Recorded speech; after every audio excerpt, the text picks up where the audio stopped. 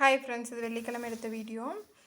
காலையில் சமையல் வந்து இட்லி, கத்திரிக்காய் உருளைக்கிழங்கு, பருப்பு சாம்பார் அரைச்சி ஊற்றி மசாலாலாம் அரைச்சி வச்சுட்டேன். கத்திரிக்காய் உருளைக்கிழங்கு தாளித்து விட்டு அது கூட மசாலா சேர்த்தியாச்சு. இட்லி ஊற்றி வச்சுக்கலாம். இன்றைக்கி ஸ்நாக்ஸுக்கு வந்து கடலப்பருப்பி இருக்குது, ஃப்ரூட்ஸ் இருக்குது, அதனால் எதுவும் செய்யலை. பருப்பு ஊற்றிக்கலாம். மத்தியானம் கொஞ்சம் வேலை இருக்குது, வீட்டெல்லாம் துடைக்கணும் துவைக்கணும். அதனால் இப்போவே ரசம் வச்சிட்டோன்னா மத்தியானத்துக்கு சாப்பாடு மட்டும் வச்சுக்கலான்ட்டு கையோட ரசமும் வச்சாச்சு. தீக்ஷித்து கிளம்பி வச்சு அவனுக்கு சாப்பிட்ற போட்டு வச்சுட்டு அவனை டிஃபனுக்கெல்லாம் போட்டேன். அவனை வேன் ஏற்றி விட்டு திரும்பி வீட்டுக்கு வர்றேன். இந்த குட்டி பைக் ஓட்டிகிட்டு ஒரு தம்பி வந்தான். அந்த பைக் ஏதோ பழைய மாடலாமா, ஆனால் குட்டியாக தான் இருந்துச்சு, அழகாக இருந்துச்சு. அவங்க பழசு வாங்கி பெயிண்ட் பண்ணியிருக்கிறாங்களாம்மா, ஹோண்டா பைக் அப்படின்னு சொல்லி சொன்னான். நான் இப்போ தான் ஃபஸ்ட் டைம் பார்க்குறேன், அழகாக இருந்துச்சு.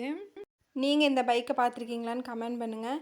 மீனுக்கு ஃபுட்டு போட்டு எங்களுக்கு இட்லி ஊற்றி வச்சுட்டு நைட்டே வந்து அடுப்பு பக்கத்துலலாம் கழுவி விட்டேன். இன்றைக்கி வீடு துடைக்கணுமில்ல, அதனால் வீடு துடைக்கிறப்ப கிச்சன் க்ளீன் பண்ணுறது தான் ஒரு பெரிய வேலையாக இருக்கும். அதனால் அதை நைட்டே முடிச்சிட்டேன். நாங்களும் சாப்பிட்டு பால் பசிக்கு போகலான்ட்டு நான் வெளியே வந்தேன். ஹஸ்பண்ட் வந்து இந்த செடி வந்து கீழே படுத்த மாதிரி நீளமாக இருந்துச்சு, அதை பிடிச்சி கட்டிகிட்டு இருந்தார்.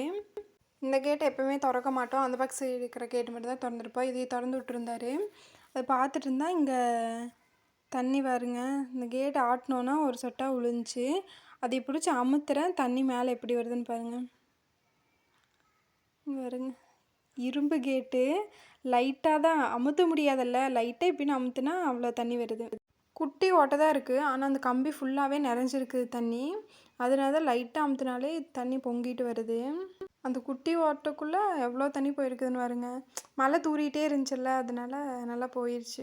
வீட்டெல்லாம் கூட்டி விட்டு சாப்பாடு வச்சு விட்டு ஒரு ரூமாக தொடச்சிட்டு வந்தால் சாப்பாடு விசில் வந்துச்சு. ஆஃப் பண்ணிவிட்டு போய் துவைச்சி வச்சுட்டு நான் குளிக்க போயிட்டேன். ஆத்தா வந்து பெரிய துணியெல்லாம் காய போட்டாங்க, குட்டி துணிகள் மட்டும் இருந்துச்சு, அதையே வந்து நான் காய போட்டேன். குட்டி துணி காய போடும்போது கீழே விழுந்துருன்னு சொல்லிட்டு காய போட மாட்டாங்க, ஏதாவது ஒரு நாள் தான் காய போடுவாங்க. ஹஸ்பண்டு ஆஃபீஸுக்கு கிளம்பிட்டார். அவருக்கு சாப்பாடு போட்டு கொடுத்துட்டு டீயும் போட்டு கொடுத்துட்டு அப்புறம் தான் நான் சாப்பிட்டேன். இன்றைக்கி செலியே பால்வாலேருந்து வந்து மறுபடியும் வீட்டில் வந்து தூங்கிட்டான். அதனால கொஞ்சம் ரெஸ்ட் எடுத்துட்டேன். டிவி பார்த்துட்டு ஃபோனும் பார்த்துட்டு உட்காந்துருந்தேன். இப்போ தீக்ஷித்தை வரக்கு டைம் ஆயிடுச்சு.